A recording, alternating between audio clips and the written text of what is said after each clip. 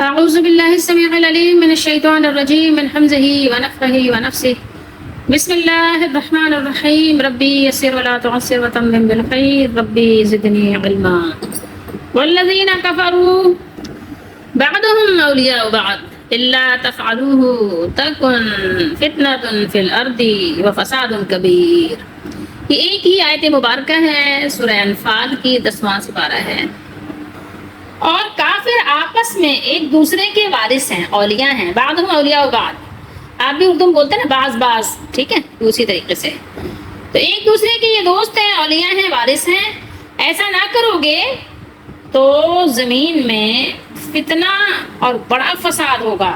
فساد کبیر ہے، کبیر، آپ کبیر تو اردو میں بھی بولتے ہیں نا، بہت یعنی بڑے کو کہتے ہیں نا، بڑے، کبیر، اکبر، ٹھیک ہے، کبائر، کبیر کی جمع ہے، ٹھیک ہے۔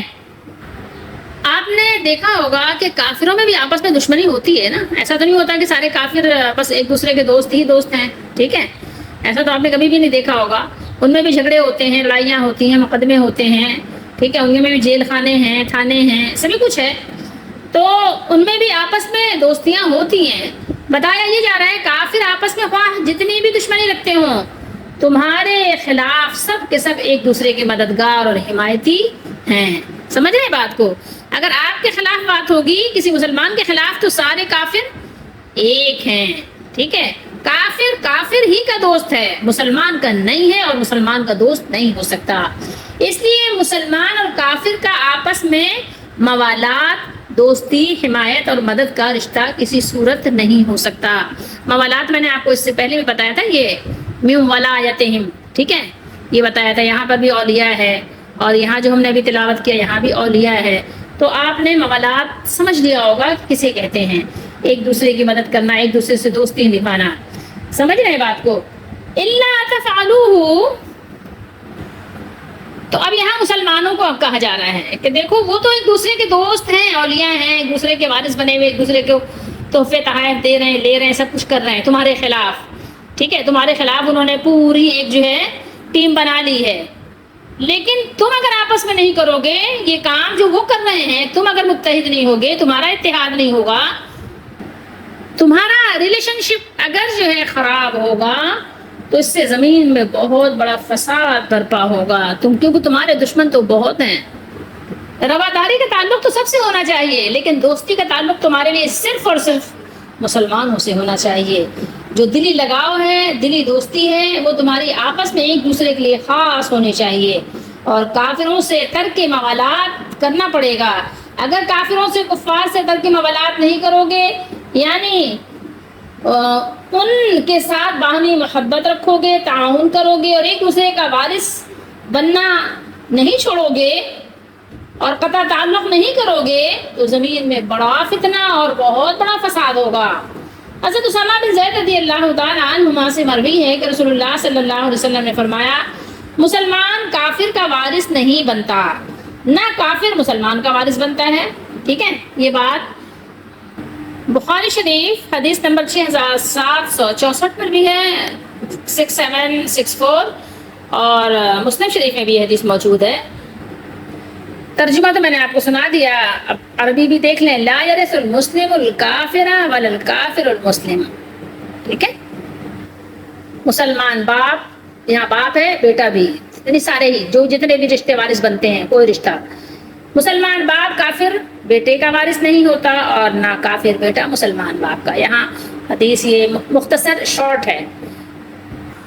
بہرحال اگر آپ نے مسلمانوں کو دلی جگری دوست بنا لیا تو ظاہر ہے وہ آپ کا رازدار بن جائے گا، اور آپ سے سارے جو آپ کے سیکرٹ جو خفیہ باتیں ہیں وہ اس کو معلوم ہوں گی۔ کیا ہوتا ہے جب آپ کا ایک جگری دوست ہوتا ہے، بے دھڑک آپ کے پاس آ رہا ہے، جا رہا ہے، کبھی آپ اس سے بات کر رہے ہیں، کبھی اس کے سامنے کسی اور سے بات کر رہے ہیں، تو پھر ممکن نہیں ہے کہ آپ کے راز اسے معلوم نہ ہوں۔ تو جب آپ کے راز اس کو معلوم ہوں گے تو کیا ہوگا، آپ اس کو اچھی طرح جان سکتے ہیں کہ مسلمانوں کے راز اگر مسلمانوں کے دشمنوں کو معلوم ہوں گے تو وہ افشا ہوتے رہیں گے، پھیلتے رہیں گے، کھلتے رہیں گے، ٹھیک ہے، وہ نیلام ہوں گے آئے دن جب دیکھے جب جو ہے کیا ہوگا، جنگ ہوتی رہے گی، ٹھیک ہے۔ کفار کے خلاف مسلمانوں کے ایک جان ہونے سے اسلام اور مسلمان کمزور ہوں گے. سمجھ رہے ہیں آپ کو؟ کفار کے خلاف مسلمانوں کے ایک جان کہہ لیں، یک جان جسے ہم کہتے ہیں، ٹھیک ہے، متحد ہونے سے کیا ہوگا؟ اسلام مضبوط ہوگا، مسلمان مضبوط ہوں گے. لیکن اگر ایک جان یک جان نہیں ہونے سے کیا ہوگا؟ اسلام اور مسلمان کمزور ہوں گے. اس کے یعنی آپ الٹا کر لیں، وائس اور برسا، ٹھیک ہے. مسلمانوں کا روب جاتا رہے گا، کفار غالب آئیں گے تو ان کے ساتھ رہنے والے مسلمان مجبوراً کیا ہو جائیں گے؟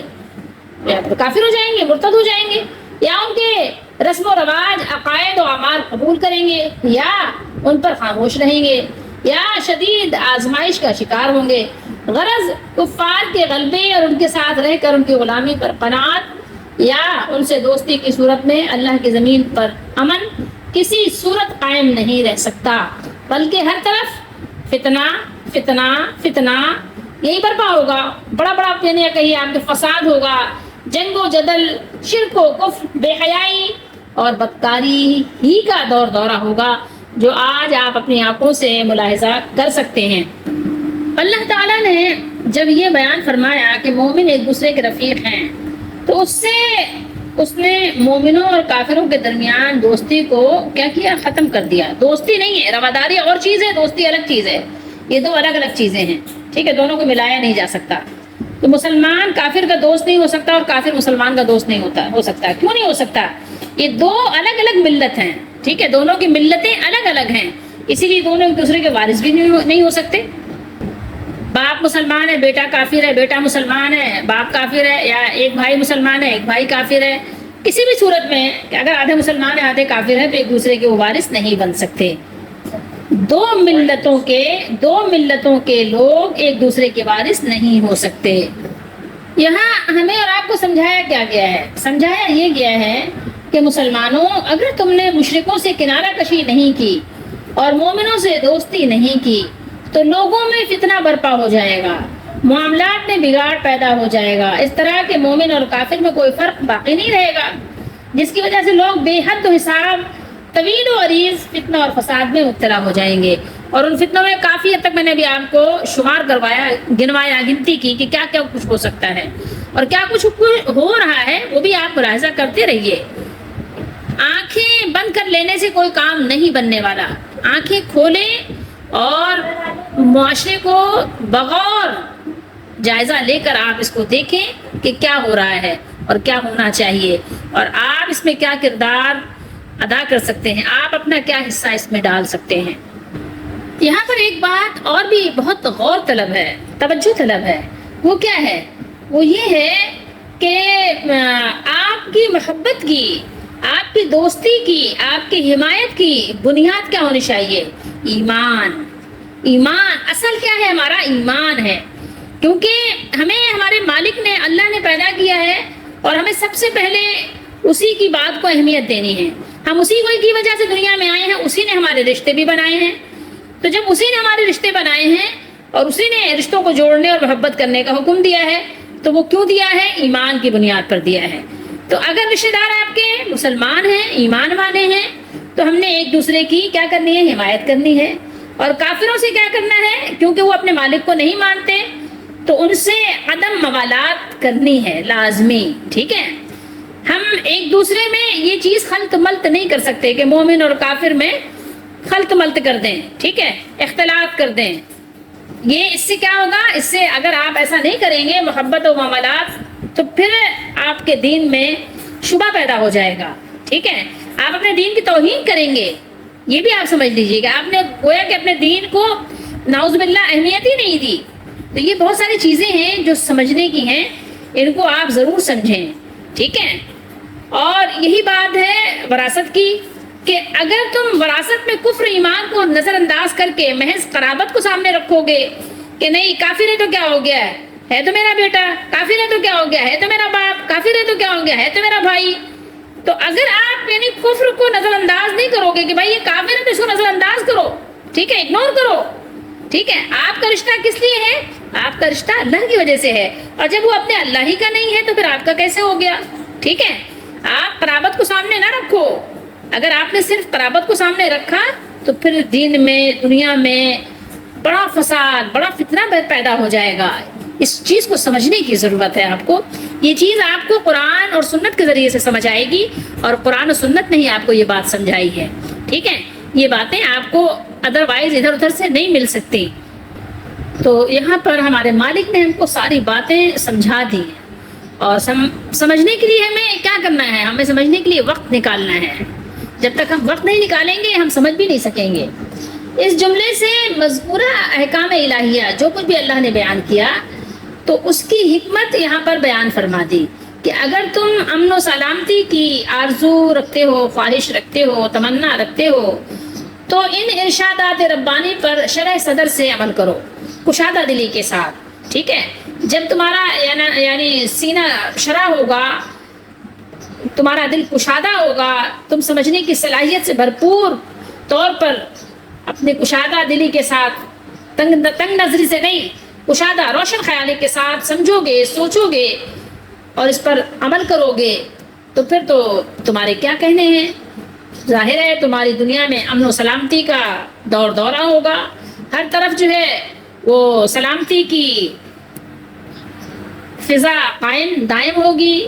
ورنہ کیا ہوگا, اگر نہیں مانو گے تو کیا ہوگا, فتنہ اور فساد کی آگ بھڑک اٹھے گی اور تمہاری ترقی کو, خوشحالی کو, تمہارے سارے جو ترقی اور خوشحالی کے منصوبے ہیں ان سارے منصوبوں کو جلا کر راکھ بنا دے گی. ٹھیک ہے, تمہاری جو کہنا عزت ہے اس کو خاک میں ملا دے گی, تمہارا ذہنی سکون بھی تم سے چھین کر برباد کر دے گی اور جو تمہاری مسرت و شادمانی ہے اس کے تمام جملے پروگرام جو ہیں, آپ نے جتنے بھی پروگرام بنائے ہیں سب تلپٹ ہو کر رہ جائیں گے, یاد رکھیے گا. لیکن اس کے ساتھ ہی یہ بات بھی ہے کہ اگر آپ نے اپنے مالک کے حکم کی بجاوری کی, آپ نے ساری باتوں کو مان لیا, جو کچھ آپ کے مالک نے, جو کچھ قرآن نے, جو کچھ قرآن لانے والے صاحب قرآن نے بیان کیے ہیں, اگر تم نے مان لیا اور اپنے مالک الملک رب العالمین کو, اپنے کریم مولا کو راضی بھی کر لیا تو پھر تم نے اپنی دنیا کی زندگی کو بھی ہر قسم کی کامیابیوں سے آپ نے اس کو سجا لیا, ڈیکوریٹ کر لیا اور خوبصورت بنا لیا. اگر میں یا آپ یا کوئی بھی یہ سمجھتا ہے کہ قرآن و سنت کو چھوڑ کر ہم خوش بھی رہ سکتے ہیں, ہم ترقی بھی کر سکتے ہیں, ہم کامیاب بھی ہو سکتے ہیں, تو محض اس کا خام و خیال ہی ہے. خدا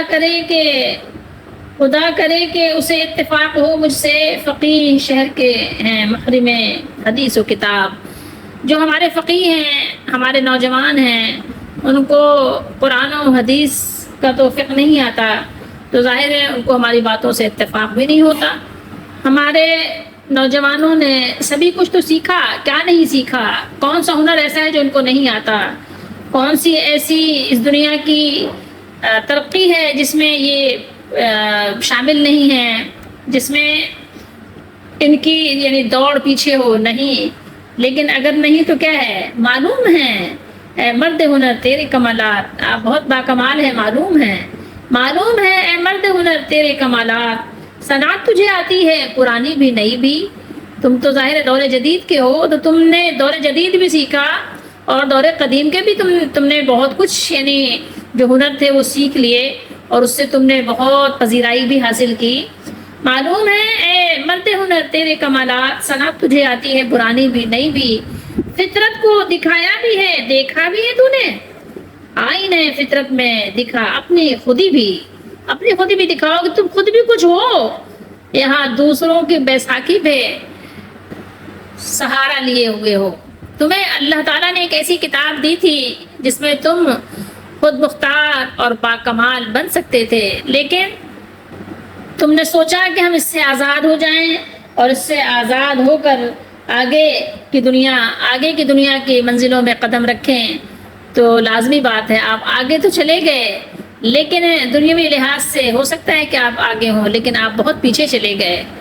آپ نے بہت کچھ کھو دیا کیونکہ جو آپ کے مالک کا حکم تھا اس کو آپ نے پس پشت ڈال دیا. اور دنیا میں آپ اپنی کتنی آرزویں پوری کرنا چاہیں, کتنی خواہشات کو آپ اپنے بروئے کار لانا چاہیں, لیکن نہیں ممکن ہے. دنیا میں آپ ہر قدم پہ قید ہیں, آپ اپنی مرضی سے نہ آئے ہیں نہ مرضی سے جائیں گے. یہ اور بات ہے کہ کچھ آپ کے خیالات ہیں تو لیکن وہ خیالات ہی تو ہیں. آپ سمجھ رہے ہیں کہ میں آزادی سے جیوں، لیکن آزادی سے جینے کے آپ کے حوصلے، یہ آپ کی خواہشیں پوری نہیں ہو سکتی. شوق آزادی کی دنیا میں نہ نکلے حوصلے، زندگی بھر قید زنجیر تعلق میں رہے. زیر و بالا، کچھ چیزیں نیچے ہوتی ہیں، کچھ اوپر ہوتی ہیں، کچھ بالا ہوتی ہیں، بالا و اعلیٰ ہوتی ہیں. تو زیر و بالا ایک ہے تیری نگاہوں کے لیے. کیا تم نے قرآن پر عمل کرنے والوں کو اور نہ عمل کرنے والوں کو ایک جیسا سمجھ لیا؟ ایسا تو نہیں ممکن ہے نا. کیا تم نے بلندیوں پر سفر کرنے والوں کو اور گاڑیوں میں چلنے والوں کو ایک جیسا سمجھ لیا؟ نہیں، ایسا نہیں ہو سکتا. وہ تمہاری اپنی سوچ ہے. زیر و بالا ایک ہے تیری نگاہوں کے لیے، آرزو ہے کچھ اسی چشمے تماشا کی مجھے. ایسا مت کرو. اگر ایسا کرو گے تو خسرت دنیا والآخرہ. آج ہمارے بچوں کو کچھ پتہ ہی نہیں ہے، قرآن جانتے ہی نہیں ہیں، سنت جانتے ہی نہیں ہیں، حدیث شریف جانتے ہی نہیں ہیں. ایک ایک چیز ان کو جب بتاؤ تو تعجب سے، حیرت سے پوچھتے ہیں کہ یہ کیا ہے. ایک ایک بات کا اگر آپ ان کو بتائیں تو ان کو ترجمہ بتانا پڑتا ہے، ان کو اس کا معنی بتانا پڑتا ہے، اس کو معنی سمجھانا بھی پڑتا ہے. ان کو پتہ ہی کچھ نہیں ہے. بس دنیا کمانے کے فن سیکھ لیے، ان کو ہم نے فنکار بنایا. بہت سارے فنکار بنائے، بہت سارے پتہ نہیں کیا کچھ بنائے، لیکن دیندار نہیں پیدا کر پائے، دیندار نہیں بنا پائے. بڑے دکھ کی بات ہے. لیکن قرآن کو اگر آپ شاعر مشرق کے ایک مصرے کے انداز میں سمجھیں تو آپ سمجھ سکتے ہیں. ایک ہو مسلم حرم کی پاسبانی کے لیے، ایک ہو مسلم حرم کی پاسبانی کے لیے. اگر ایسا نہیں ہوا تو زمین پہ بہت فتنہ اور فساد برپا ہوگا.